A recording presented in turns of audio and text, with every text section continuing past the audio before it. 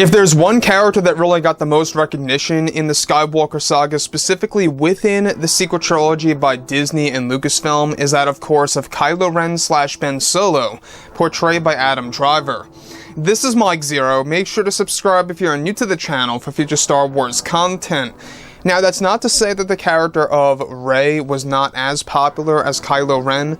All I'm saying is that I really do believe that Kylo Ren was most likely the most favorable character out of the entire new set of characters in the actual Skywalker saga.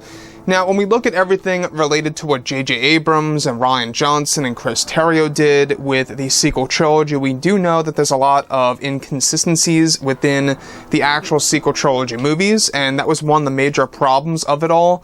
Everything related to Snoke, Palpatine, the Knights of Ren, and other factors out there like Luke Skywalker and more. A lot of fans really wondered what could have been if Kathleen Kennedy did not step in to, of course, these movies like The Last Jedi and The Rise of Skywalker. Now, speaking about Daisy Ridley, the actress who portrayed Rey in these movies, we do know that she really put a lot of time and effort into her roles. A lot of training was done, especially for The Last Jedi, and even more so for The Rise of Skywalker. And it wasn't just that, a lot of rehearsals were done for many of those particular scenes that were completely cut from the movie by Lucasfilm's Kathleen Kennedy. And that's the thing about Kathleen Kennedy, is that she's very incompetent as a leader of Lucasfilm, as the president of all things Star Wars, and I think it was really a good move by Chapek to strip her creative power away.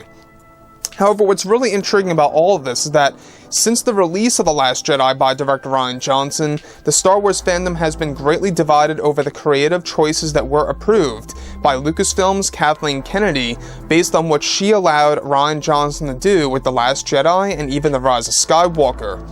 Now, it's described that behind the scenes, many changes are being made to Lucasfilm by Disney CEO Bob Chapek, where it's said that actress Daisy Ridley has been very angry, frustrated, and upset with how things turned out for her role with Star Wars, all because of Kathleen Kennedy and her direction. It's noted that Daisy Ridley had lost many roles not related to Star Wars because of the bad criticism of The Last Jedi and the controversial reviews of The Rise of Skywalker. So let me just stop right here for a second, is that this happens to a lot of actors that are affiliated with these franchises that they actually first appear in, and it's a particular franchise that they are very well known of. And that kind of messes around with their acting career. And that the films have actually been made and have actually made advancing her career even harder. Now, Daisy is said to be very angry based on how Kathleen Kennedy handled The Rise of Skywalker, since many of Daisy's most valuable scenes were cut from the film that were considered Daisy's best acting in the Star Wars film that ended the Skywalker saga. Now, once again, let's just pause right here, because we do know that there were a lot of dark Rey segments in the movie that were really going to be probably one of the biggest scenes of all. In fact, there was going to be a scene in which regular Rey versus Dark Rey on the world of Exegol in front of Palpatine while he sits on his throne. That was going to be one of the big scenes of the third act of the film, and a training session, or a test if you will, to see exactly how powerful his granddaughter really is.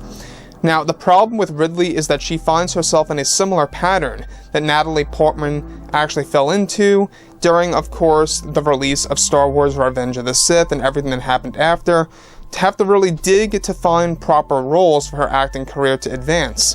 On a side note, Adam Driver seems to be advancing his career quite well, similar to Harrison Ford did after he portrayed Han Solo. Now, the scenes that were cut from The Rise of Skywalker were described to be the biggest scenes in the third act of the film for the actual movie by J.J. Abrams.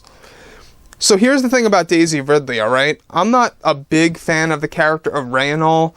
The character has her moments, There are moments in the film where I could just say, alright, that's really cool, that's very well put together.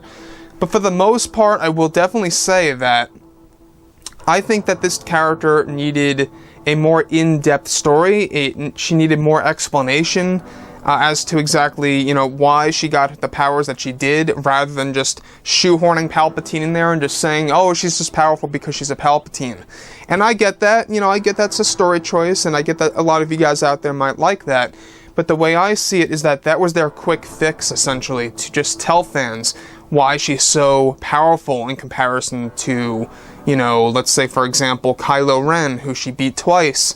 Or if you also want to go over to Luke Skywalker, in which Daisy Ridley herself even said that Rey is stronger than Luke.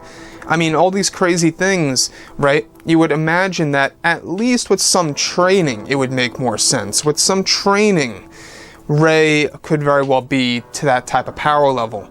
You know, at least Palpatine, he had to go through training with Darth Plagueis and all. Of course, you know, they were dealing with raw power and whatnot, as Luke explained in The Last Jedi, but I digress. Let me know what you guys think about this entire situation for Daisy Ridley and Kathleen Kennedy below in the comments. And if you guys did enjoy the content for today, do make sure to drop a thumbs up on this video to support the channel. I thank you all so very much for the kind support, and I'll catch you guys next time.